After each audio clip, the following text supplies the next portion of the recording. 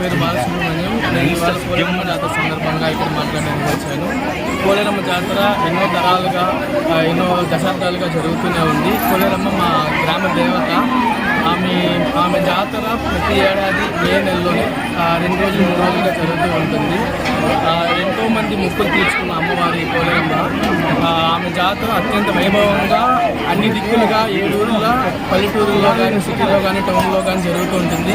ఎక్కడెక్కడి నుంచో సంవత్సరం జనాలు వస్తూనే ఉంటారు. ప్రతి సంవత్సరం జనాభా పెరగడం ఏమైనా తగ్గడం అంటే ఏమీ ఉండదు. అమ్మవారి ప్రత్యేకత ఏమిటి అంటే ఒక్కసారి జాతరకి అనేది వచ్చి అమ్మవారిని దర్శించుకుంటే ప్రతి ఏడాది ఆమెను దర్శించుకోవాలనే కలుగుతుంది. ఏ ఏడాది మిస్ చేసుకోవాలని మాత్రం అనిపించదు. అమ్మవారికి విగ్రహం ఎలా చేస్తారంటే స్వహస్తాలతో చేసి అమ్మవారి కళ్ళు అనేది ఫస్ట్ పెట్టారనమాట. కరెక్ట్గా జాతర 1వ రోజు 2వ రోజు కానీ కళ్ళని తీసి అమ్మవారిని అర్ధరాత్రి 1:30-2 గంటలకి అమ్మవారి జాతరకి అమ్మవారిని సప్రం మీద ఎక్కించడం కంటే ముందు తాంబూలము మాటలు అవన్నీ జరుగుతుంటుంది. అదైన తర్వాత అమ్మవారిని అర్పులతో వచ్చి సప్రం మీద రావాలి. దాదాపు 2-2:30-3 అవుతుంది.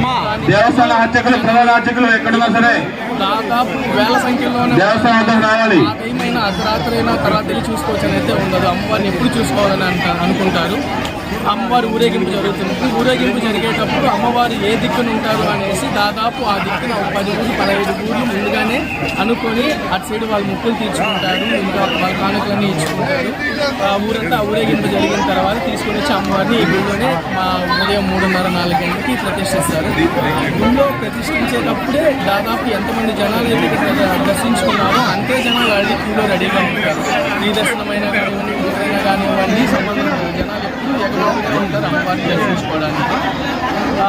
ప్రతి సంవత్సరం అత్యంత వైభవంగా పెరుగుతూనే ఉంటుంది. కానీ అమ్మవారి జాతర అనేది ఎప్పటికీ తగ్గే పరిస్థితి అయితే లేదు. ప్రతి సంవత్సరం జనాలు అమ్మని దర్శించుకోవడానికి వచ్చే జనాభా అయితే పెరుగుతూనే ఉంటుంది. సాయంత్రం 4-4:30 అయింది అంటే అమ్మవారిని మళ్ళీ ఊరంతా ఊరేగించి సాయంత్రంలో ఇంకా ఊరు ఎవరైనా కానుకలు చెల్లించుకోవాలనుకున్నా వాళ్ళందరూ తీర్చుకుంటారు.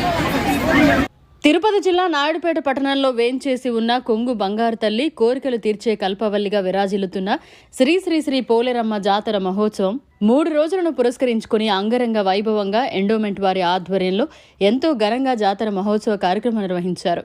ఈ సందర్భంగా బుధవారం వేకువజాము నుండి భక్తులు జనసంద్రంగా మారి అమ్మవారి దేవస్థానానికి విచ్చేసి అమ్మవారిని దర్శించుకుని వారి మొక్కులు ముడుపులు చెల్లించుకున్నారు. పోలేరమ్మ గుడికి ఇరువైపులా ఉన్న వీధులన్నీ జనంతో కిక్కిరిసిపోయాయి. పోలీసులు మరియు దేవాదాయ శాఖ అధికారులు రద్దీకి అనుగుణంగా తగిన చర్యలు తీసుకోవడంతో భక్తులకు ఎలాంటి ఇబ్బందులు లేకుండా అందరూ సులభరీతిన దర్శనం చేసుకున్నారు.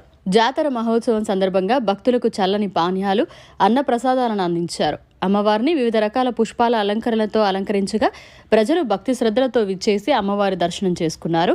ఈ జాతర మహోత్సవ కార్యక్రమానికి నాయుడుపేట కోర్టు జడ్జి కుమారి, సంయుక్త మండల తహసీల్దార్ కళ్యాణి, డిప్యూటీ తహసీల్దార్ రాజేంద్రబాబు, పలువురు ప్రజా నాయకులు గ్రామదేవత పోలేరమ్మని దర్శించుకున్నారు. అనంతరం నాయుడుపేట పురవీధుల్లో గ్రామదేవత శ్రీ పోలేరమ్మ గ్రామోత్సవ కార్యక్రమాన్ని నిర్వహించి జాతర కార్యక్రమాలను పూర్తి చేశారు. అందరికీ నమస్కారం అండి. మేము ప్రతి ఏటా ఇక్కడికి మన నాయుడుపేటకి వస్తుంటాం పోలేరమ్మ జాతరకి. ప్రతి సంవత్సరం లాగే ఈ సంవత్సరం కూడా జనాలు ఫుల్గా ఉన్నారు. లాస్ట్ టైం కన్నా ఈ సంవత్సరం చాలా మంది ఎక్కువ జనాలు ఉన్నారు అమ్మవారి భక్తులు. ఈ అమ్మవారిని మనం ఏమైతే కోరుకుంటామో మనకి అమ్మవారి ఇచ్చి తీరుతుంది. చాలా మంది మంచి లాస్ట్ టైం కన్నా ఈ టైం దర్శన ఏర్పాట్లని బాగా చేశారు అధికారులంతా. పోలీసులు కూడా చాలా చక్కగా వాళ్ళ విధులు నిర్వర్తిస్తున్నారు. ఇదే విధంగా కొనసాగాలని కోరుతాయి. Thank you.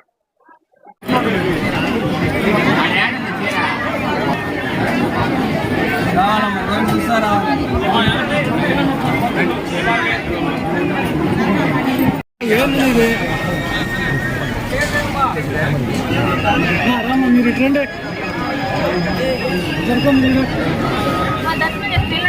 ఏమో మీరు ఒకసారి లాగమంటారా?